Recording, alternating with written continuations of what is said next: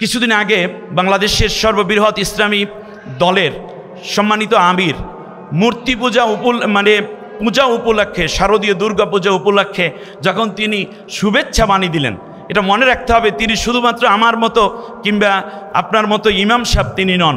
তিনি একটি রাজনৈতিক দলের প্রধান ব্যক্তি, যিনি সমস্ত জাতির নেতৃত্বকে কেন্দ্র করে তার বক্তব্য তিনি দিয়েছিলেন। মক্কা থেকে মদিনায় হিজরত করে যখন রাসূল সাল্লাল্লাহু আলাইহি ওয়াসাল্লাম গেলেন, তখন মদিনাবাসী তার হাতে রাষ্ট্র ক্ষমতা তুলে দিলেন। রাষ্ট্র ক্ষমতা তুলে দেওয়ার পরে রাসূল সাল্লাল্লাহু আলাইহি ওয়াসাল্লাম সেখানেও মূর্তি কিংবা ভাস্কর্য ইত্যাদির বিরুদ্ধে এখনও নবী কথা বলছেন না। রাসূল সাল্লাল্লাহু আলাইহি ওয়াসাল্লাম সেখানে বললেন যার যার ধর্ম শেষে পালন করবে।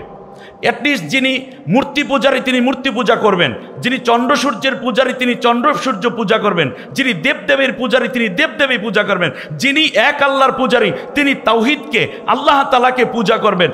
যদি একটি রাষ্ট্র ইসলামী হওয়ার পরেও জাতীয় ঐক্য এবং রাষ্ট্রীয় নিরাপত্তা বিধান করতে গিয়ে রাসূল সাল্লাল্লাহু আলাইহি ওয়াসাল্লাম যার যার ধর্ম পালন করার জন্য এমন উন্মুক্ত স্বাধীনতা দিয়ে রেখেছেন। আর মক্কায় রাসূল সাল্লাল্লাহু আলাইহি ওয়াসাল্লাম মূর্তির বিরুদ্ধে একটি কথাও বলেননি। তার কারণ ওখানে মূর্তি পূজারীদের চালায় বিদায়। যারা মূর্তি পূজা অসারতা বুঝেন তাদের কাছে দাওয়াত পৌঁছাচ্ছেন গোপনে গোপনে। আবু বকর, উসমান, ওমর, আলী, তলহা, জুবাইর এরা আস্তে আস্তে জড়ো হওয়া শুরু করলো তাওহীদে। কিন্তু আল্লাহ রাব্বুল আলামিন কোরআনে আয়াত নাজিল করে দিলেন, হে নবী মদিনায় আপনি রাষ্ট্রপ্রধান আছেন, কিন্তু কিছু বিষয় আছে, যেমন সূরা তাওবার মধ্যে, এটা মদিনায় অবতীর্ণ আয়াত, ওয়ালা তাসুব্বুল্লাযীনা ইয়াদউনা মিন দুনিল্লাহি ফায়াসুব্বুল্লাহা আদওয়াম বিগাইরি ইলম। হে রাসূল আপনি রাষ্ট্র পরিচালনা করবেন, কিন্তু যারা মূর্তি পূজারী তাদের বিরুদ্ধে তোমরা যেন গালিগালাজ না করো মূর্তিগুলোকে, তাহলে তারা ভুলবশত আল্লাহকেই গালি দিয়ে বসবে। রাসূল সাল্লাল্লাহু আলাইহি ওয়াসাল্লাম বড় হয়েছেন যে দাদার কোলে চাচার কোলে, তারা তো সেই সময় মুমিন ছিলেন না। এরপরে রাসূল সাল্লাল্লাহু আলাইহি ওয়াসাল্লামের জিন্দেগিটা এভাবে বড় যখন হলো, নবুয়াত পেলেন।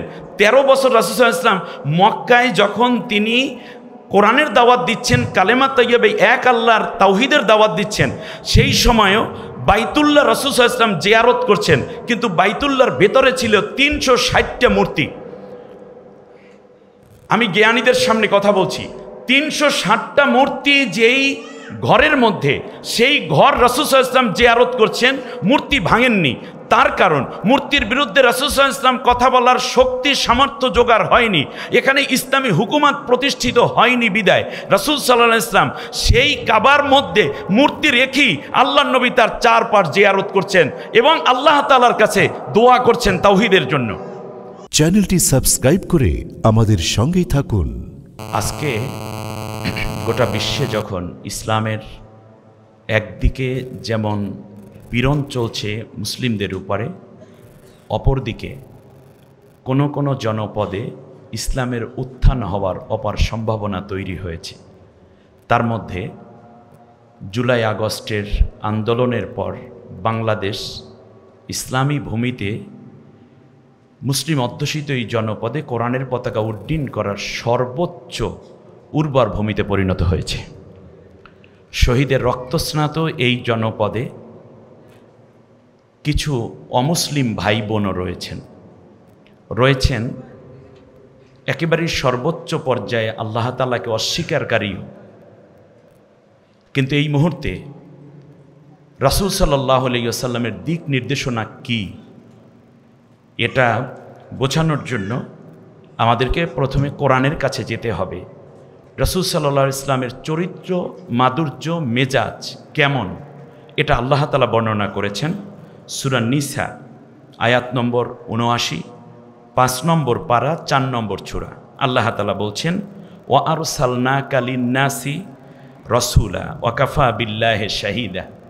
অর্থ হচ্ছে, রসুল আমি আপনাকে সমগ্র মানব জাতির জন্য রসুল করে প্রেরণ করেছি, আর এই ব্যাপারে সাক্ষী হিসাবে আমি আল্লাহই যথেষ্ট। সুবহানাল্লাহ বিহামদি। খুব বড় মনের হতে হবে। রাসূল সাল্লাল্লাহু আলাইহি ওয়াসাল্লামকে শুধুমাত্র মুসলমানের নবী যদি কেউ বলি, শুধুমাত্র মোমেনের নবী যদি বলি, তাহলে রাসূল সাল্লাল্লাহু আলাইহি ওয়াসাল্লামকে ছোট করা হবে। এই জন্য আল্লাহ নিজেই বললেন, রসুল শুধুমাত্র মুসলমানের নয়, বরং যিনি মানুষ তার জন্যই তিনি রসুল। আর এই সাক্ষী হিসাবে আমি আল্লাহ তাআলাই যথেষ্ট, নতুন করে অন্য কারো কাছে জিজ্ঞেস করার দরকার হবে না, তার কারণে আমি আল্লাহই সাক্ষ্য দিচ্ছি। আল্লাহ তাআলা সূরা আরাফের 158 নম্বর আয়াতে গিয়ে বলেছেন, কুল ইয়া আইয়ুহান নাস ইন্নী রাসূলুল্লাহি ইলাইকুম জামিআ আল্লাযী লাহু মুলকুস সামাওয়াতি ওয়াল আরদ। হে রসুল, আপনি বিশ্ববাসীকে বলে দেন যে হে সমস্ত মানবতা, আমি সকলের জন্য রসুল হয়ে প্রেরিত হয়েছি। অতএব হিন্দু, বৌদ্ধ, খ্রিস্টিয়ান, জৈন ধর্মাবলম্বী কিংবা ডানপন্থী, বামপন্থী, যিনি মানুষ, যিনি নিজেকে মানুষ বলে দাবি করেন, আল্লাহর বক্তব্য হচ্ছে হে রসুল আপনি বলে দেন আমি তোমার জন্য রসুল। অতএব রাসূল সাল্লাল্লাহু আলাইহি ওয়াসাল্লামের বরত্বটাকে আমরা যেন কোনো মাসআলা দিয়ে ছোট করে না দেই, তাহলে রাসূল সাল্লাল্লাহু আলাইহি ওয়াসাল্লামের সৌন্দর্যের চেয়ে অবমাননাই বেশি করা হবে। রাসূল সাল্লাল্লাহু আলাইহি ওয়াসাল্লাম প্রসঙ্গে আল্লাহ তাআলা বলছেন, আজকে সাহিত্য সংস্কৃতি কেন্দ্র যে নামটি দিয়েছে রহমাতুল্লিল আলামিন, আল্লাহ এখানেও শুধু মুসলমানদের কিংবা মোমেনদের কথা বলেননি, বরং আল্লাহ তাআলা বলছেন ওমা আরসালনাকা ইল্লা রাহমাতাল্লিল আলামিন, সূরা আম্বিয়া 107 নম্বর আয়াত। সম্মানিত ভাইয়েরা, যেই জায়গাটিতে রসুলকে আমরা বুঝতে গিয়ে খুব বেশি করে কনজারভেটিভ হয়ে পড়ি, সেই জায়গাটি হচ্ছে রাসূল সাল্লাল্লাহু আলাইহি ইসলামের জিন্দিগিটাকে আমরা চর্চা না করার একটি অভ্যাসে পরিণত হওয়ার কারণে। তার চেয়েও বড় আশঙ্কা আমি বোধ করছি, যখন বাংলাদেশে শত শত মানুষ জীবন দিলেন, ছাত্র জনতা রক্ত দিলেন, এর আগে আল্লাহর কোরআনের জন্য ফাঁসির মঞ্চে যেতে হয়েছে, আয়না ঘরে যেতে হয়েছে, নির্যাতন সহ্য করতে হয়েছে, সমানে জীবন এবং রক্ত দিতে হয়েছে। সেই রক্তের ফসল যখন ঘরে আসবে, তখন রাসূল সাল্লাল্লাহু আলাইহি ওয়াসাল্লামকে কেন্দ্র করে শহীদি কাফেলা এবং রক্তদানকারী শাহাদাতের চেতনায় উজ্জীবিত কাফেলার বিরুদ্ধে এমন কিছু কথা বলা হচ্ছে যা রাসূল সাল্লাল্লাহু আলাইহি ওয়াসাল্লামের আদর্শ এবং আল্লাহ রাব্বুল আলামিনের হুকুমত প্রতিষ্ঠায় কোনো উৎসাহ তো যোগাচ্ছেই না, বরং কোনো কোনো ক্ষেত্রে বড় বাধার সম্মুখীন হচ্ছে বলে আমি ব্যক্তিগতভাবে মনে করছি।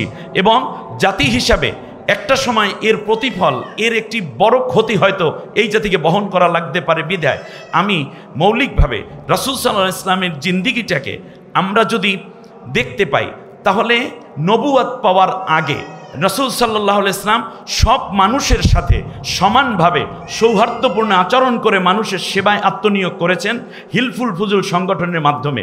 সেখানে কে বৌদ্ধ, কে খ্রিস্টিয়ান, কে মুসলিম, কে মূর্তি পূজারী, কে মূর্তি পূজারী নয়, আল্লাহ রসুল এটা চিন্তা করেননি।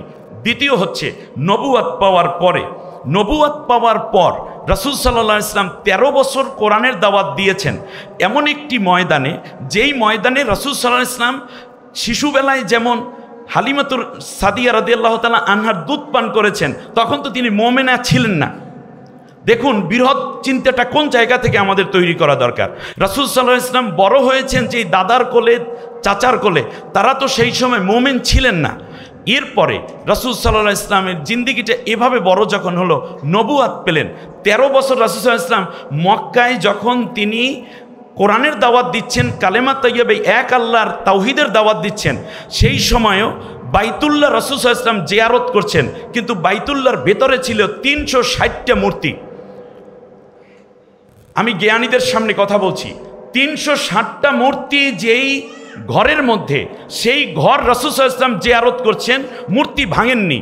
তার কারণ মূর্তির বিরুদ্ধে রাসূল সাল্লাল্লাহু আলাইহি ওয়াসাল্লাম কথা বলার শক্তি সামর্থ্য জোগাড় হয়নি, এখানে ইসলামী হুকুমত প্রতিষ্ঠিত হয়নি। বিদায় রাসূল সাল্লাল্লাহু আলাইহি ওয়াসাল্লাম সেই কাবার মধ্যে মূর্তি রেখেই আল্লাহর নবী তার চারপাশ জিয়ারত করছেন এবং আল্লাহ তাআলার কাছে দোয়া করছেন তাওহীদের জন্য।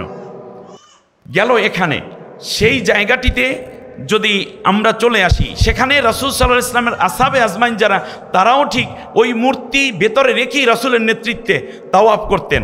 রাসূল সাল্লাল্লাহু আলাইহি ওয়াসাল্লামের রাষ্ট্র ক্ষমতা তার হাতে নাই, তিনি মূর্তির কথা বলেন যে এগুলো অসার, কিন্তু তিনি কখনোই বলেন না যে এইগুলোকে ভেঙে ফেলো, এগুলোর বিরুদ্ধে কথা বলা ইত্যাদি, এগুলো রাসূল সাল্লাল্লাহু আলাইহি ওয়াসাল্লাম বলেননি। তার কারণ তিনি জানেন একটি জাতিকে প্রথমে আমি যে আদর্শ প্রচার করতে চাই এটা বোঝানো দরকার, এটা দাওয়াত দেওয়া দরকার, সাংগঠনিকভাবে মজবুতি দরকার। একটা পর্যায়ে যখন ইসলামী হুকুমত প্রতিষ্ঠিত হবে, তখন আল্লাহ যেই হুকুম করবেন সেটা বাস্তবায়িত করা হবে।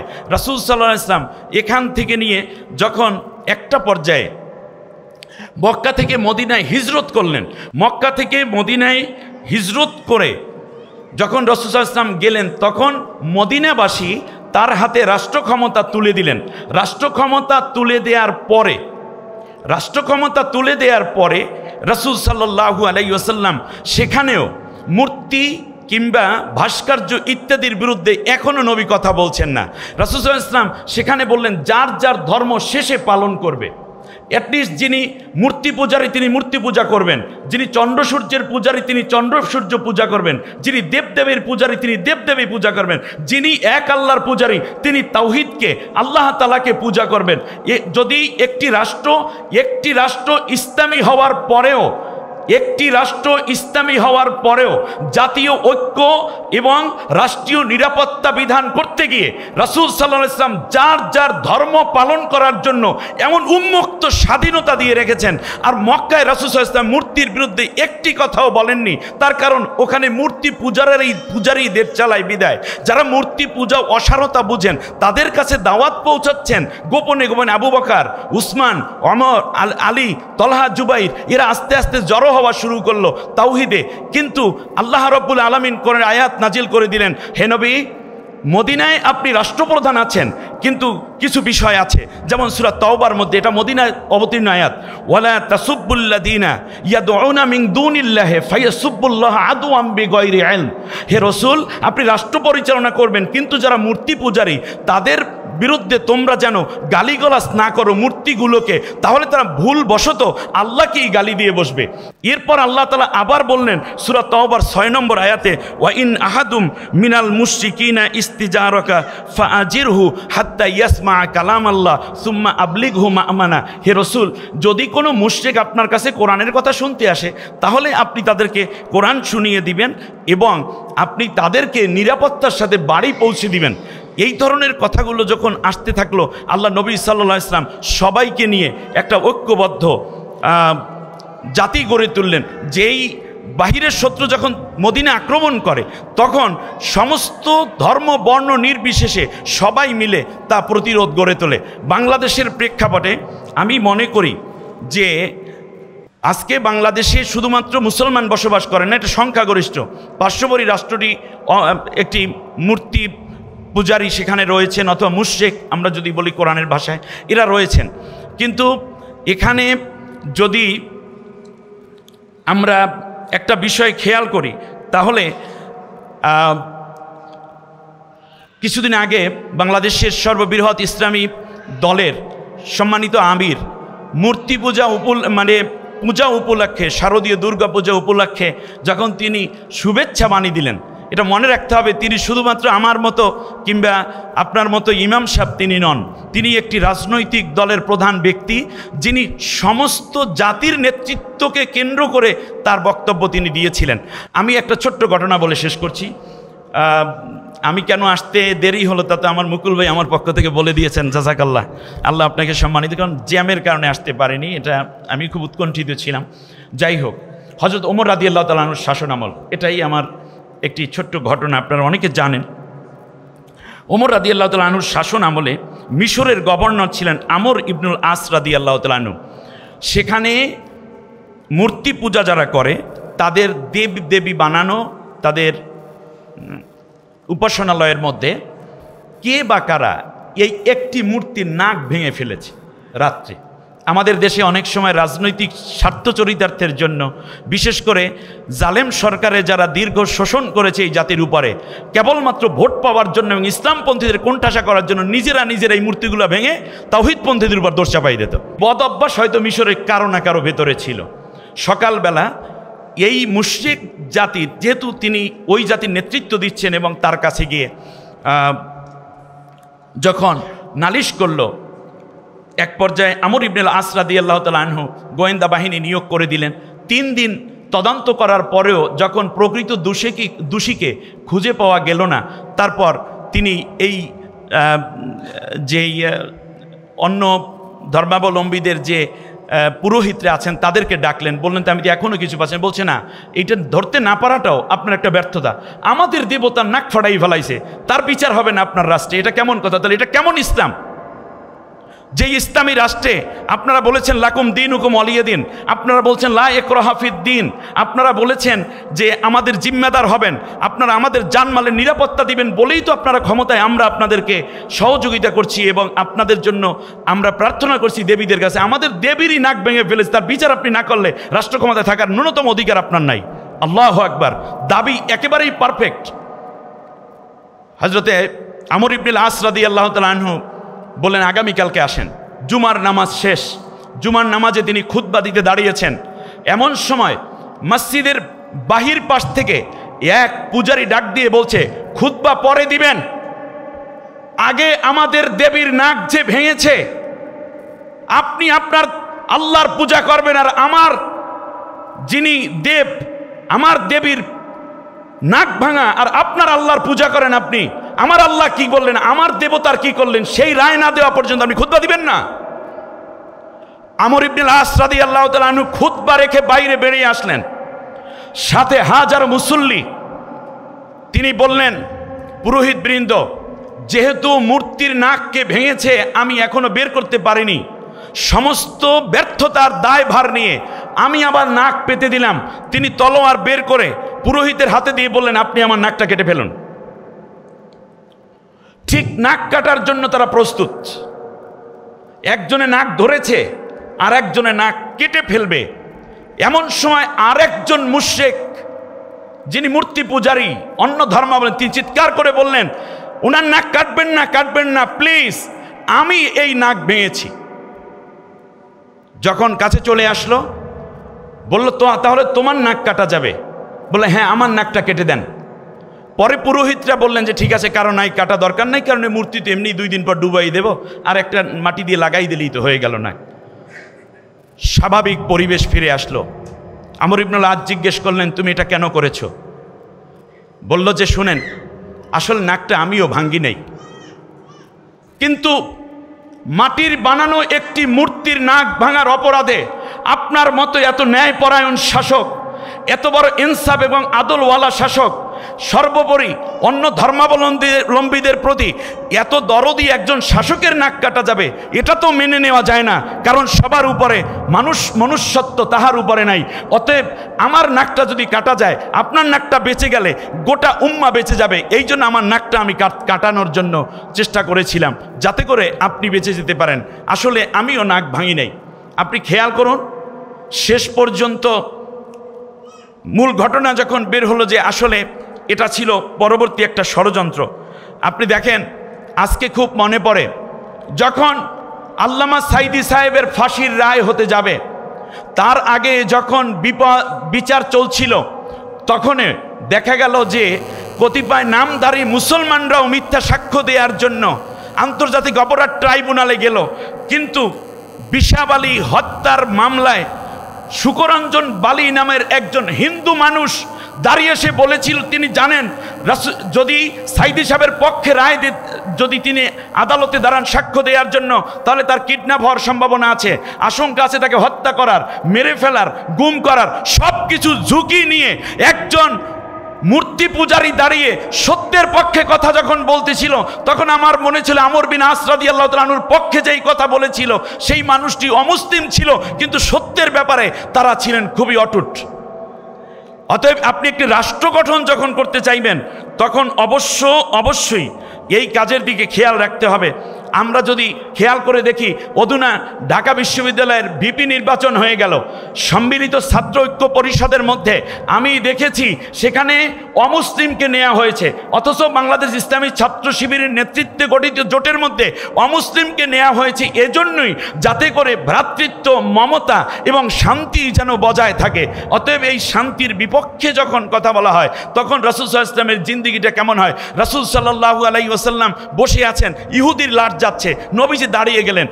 সাহাবীরা বললেন নবী এ তো ইহুদি। আল্লাহর নবী বললেন তুমি ইহুদি দেখছো, তিনি যে একজন মানুষ তাকে তুমি দেখো না? ইসলাম তো হুদাল্লিন নাস।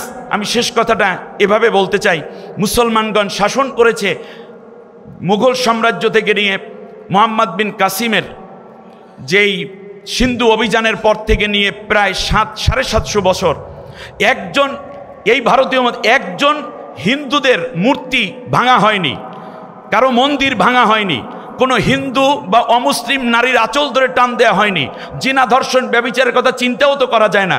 তার কারণ আল্লাহ রাব্বুল আলামিনের কোরআনের এই আয়াতগুলো, নবীজি বলেছেন মান আদা জিম্মিয়ান ফানা খসমু ওয়ামান কুনতু খসমু খসামতু ইয়াউমাল কিয়ামা। যদি একটি মুসলিম অধ্যুষিত শাসিত রাষ্ট্রে অমুসলিমদের উপর কেউ যদি অত্যাচার করে, ওই শাসকের বিরুদ্ধে আমি মুহাম্মদুর রাসূলুল্লাহ কিয়ামতের দিন মামলা দায়ের করব আল্লাহর কাছে ওই মুসলমানের বিরুদ্ধে। রাসূল সাল্লাল্লাহু আলাইহি ওয়াসাল্লামের কাছে বিচার নিয়ে আসা হলো, একজন ইহুদি আর একজন মুসলমান নবীর রায়টা মেনে নিতে পারেনি, ইহুদি মেনে নিয়েছে। তখন আল্লাহ তাআলা বললেন ফালা ওয়া রাব্বিকা লা ইউমিনুনা হাত্তা ইউহাক্কিমুকা ফিমা শাজারা বাইনাহুম। সে রাসূল, যদি তোমার বিধান তারা মেনে না নিতে পারে তাহলে মনে রাখবে আমি কসম খেয়ে বললাম সে তো মুসলমানই হয়নি। পরবর্তী ওমর রাদিয়াল্লাহু তাআলা এই মুসলমানের ঘাড় কেটে ফেলেছে, কিন্তু রায়টা ইহুদির পক্ষে চলে গেল। এর দ্বারা বোঝা যায় যদি একটি কল্যাণ রাষ্ট্র এবং ইসলামী রাষ্ট্র হয় তাহলেই কেবল মুসলমানদের পাশাপাশি অমুসলিম ভাই বোনেরাও সমান অধিকার পাবে। দুঃখজনকভাবে দেখা যায় যে এত 700-800 বছর পর্যন্ত মুসলমানরা শাসন করলো, ব্রিটিশদের পরে এই 100 বছরও হয়নি, এর মধ্যে বাবরি মসজিদ ভেঙেছে হিন্দু ভাইয়েরা, হিন্দু শাসকরা, অন্যান্য মসজিদ ভেঙেছে, মুসলমানদেরকে হত্যা করেছে। আমাদের এই ছোট্ট বাংলাদেশে বর্তমান প্রেক্ষাপটে সেটা হচ্ছে আমরা সৌহার্দ্যপূর্ণ আচরণ করব। এখনও ইসলাম ক্ষমতায় আসে নাই। যদি ইসলামী দল ক্ষমতায় আসে, বাংলাদেশ যদি কোরআনের রাষ্ট্র হয়, তারপরে কি ব্যবস্থা নিবে সেই প্যাটার্ন নবী বলেছেন, এর আগে কি প্যাটার্ন সেটা বলেছে। অতএব যারা ফতুয়া দিয়ে মানুষের মধ্যে এই ধরনের সম্প্রীতি, ভালোবাসা এবং আমাদের সহাবস্থানকে বাধাগ্রস্ত করতে চান, আমি তাদের কাছে বিনয়ের সাথে অনুরোধ করব, আপনার শরীরের সব অঙ্গ চুল কেটে ফেলা হয়, কিন্তু চুল ছাড়া তো আপনাকে সুন্দর দেখাবে না। নখ প্রয়োজনে কাটতে হয়, কিন্তু নখ তো কাঁচাটা কাটতে হয় না, অতিরিক্তটা কাটতে হয়। সুতরাং ইসলামের যে প্যাটার্ন আছে, ইসলামের যে সৌন্দর্য আছে, তাই হচ্ছে সবাইকে নিয়ে থাকা, সবাইকে একত্রে থাকা, এটাই ইসলামের সৌন্দর্য। এবং আজকের এই প্রোগ্রাম মূলত সেই দাবিই করে। আমি চাই এই প্রোগ্রাম আরও বড় হোক। মুকুল ভাইয়ের কাছে আমার দাবি এবং সাহিত্য সংস্কৃতি কেন্দ্রের কাছে আমার অনুরোধ থাকবে, এত ছোট হলরুমে হবে না, কারণ বাইরে অনেক লোক দাঁড়িয়ে আছে। আমরা শিল্পীদের গান শুনতে চাই, কারণ বিপ্লবের জন্য গান দরকার। অপরদিকে আরও সৌন্দর্যমণ্ডিত করার জন্য বড় হলরুম নেন, আরও বড় টাইম নেন, যাতে করে আমরা বেশি বেশি করে উপভোগ করতে পারি। প্রয়োজনে সাহিত্য সংস্কৃতি কেন্দ্রের মধ্যে শিল্পীদের মধ্যে অমুসলিম শিল্পীও থাকবে, তারা গান গাইবে, দেশের গান গাইবে, এতে কোনো অসুবিধা নাই। ইসলামের ঈমান আছে বলি আমি অমুসলিমকে সম্মান করব। নবীর উম্মত বলি আমি আমার প্রতিবেশী অমুসলিমকে জানমালের নিরাপত্তা বিধান করব। আল্লাহ রব্বুল আলামিন রাসূল সাল্লাল্লাহু আলাইহি ওয়াসাল্লামের আদর্শের আলোকে যেন সব ধর্মের মানুষ আমরা যেন মিলেমিশে বসবাস করে বাংলাদেশকে স্বাধীনতা সার্বভৌমত্ব রক্ষা করে আমরা যেন উন্নত একটি রাষ্ট্রে পরিণত করতে পারি। সকলের মেধা, যোগ্যতা, ঈমান এবং পরস্পরের শ্রদ্ধাবোধ রেখে আল্লাহ যেন আমাদেরকে চলার তৌফিক দান করেন। বহিঃশত্রু থেকে আল্লাহ যেন আমাদেরকে নিরাপত্তার জন্য ঐক্যবদ্ধভাবে কাজ করার তৌফিক দেন। সকলের প্রতি আন্তরিক কৃতজ্ঞতা, বিশেষ করে আয়োজক এবং সাহিত্য সংস্কৃতির সভাপতি সম্মানিত মুকুল ভাই সহ সকলের প্রতি আন্তরিক দোয়া চেয়ে আমার কথা শেষ করছি। আসসালামু আলাইকুম ওয়া রাহমাতুল্লাহ।